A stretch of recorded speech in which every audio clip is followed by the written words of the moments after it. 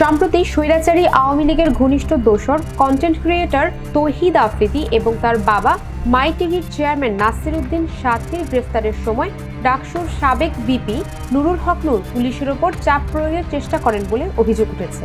জানা গেছে তিনি ৫ কোটি টাকার বিনিময়ে তাদের মুক্ত করার প্রস্তাব দেন এবং দাবি করেন যে আফ্রিদি ও তার বাবাকে মিথ্যা মামলায় ফাঁসানো হয়েছে। এই ঘটনার প্রতিবাদ জানানোয় প্রবাসী সাংবাদিক ইলিয়াস হোসেনকে ফালতু সাংবাদিক আখ্যা দেন নূর।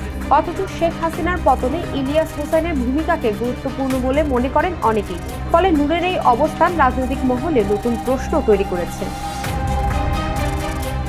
ঢাকা বিশ্ববিদ্যালয়ের কেন্দ্রীয় ছাত্র সংসদের সাবেক ভিপি নুরুল হক নূরকে ঘিরে সম্প্রতি নানা অভিযোগ উঠেছে। সমালোচকদের মতে নুরুল হক নূর এখন আর আদর্শিক রাজনীতির প্রতিনিধিত্ব করছেন না, বরং আর্থিক অনিয়ম ও বিতর্কিত সম্পর্কের কারণে তিনি প্রশ্নবিদ্ধ হয়েছেন।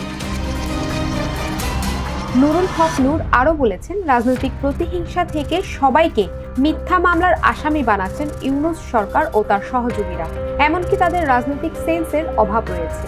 তিনি দেশের রাজনৈতিক দলগুলোকে চাঁদাবাজ ও ভারতের দালাল আখ্যা দিয়ে সমালোচনা করেছেন। এই জন্য তার বিরুদ্ধে সাইবারে মামলা হতে পারে।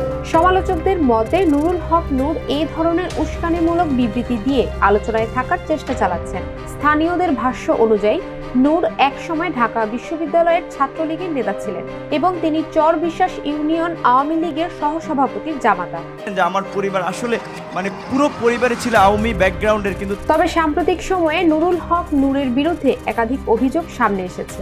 এর মধ্যে প্রধান দুটি হলো দলের নামে চাঁদা তুলে তা নিয়ে আর্থিক অস্বচ্ছতা সৃষ্টি করা এবং ইসরায়েলি নাগরিক মেহেদী এন সাফাদের সঙ্গে গোপনে বৈঠক করা। রাজনৈতিক বিশ্লেষকরা মনে করছেন নুরুল হক আড়ালে থেকে দেশে অস্থিতিশীলতা সৃষ্টির মাধ্যমে স্বৈরাচারী আওয়ামী লীগের পুনর্বাসনের পথ সহজ করার চেষ্টা চালাচ্ছেন। কিংবা বিভিন্ন রাজনৈতিক দল করছে। Desk report, global voice 24।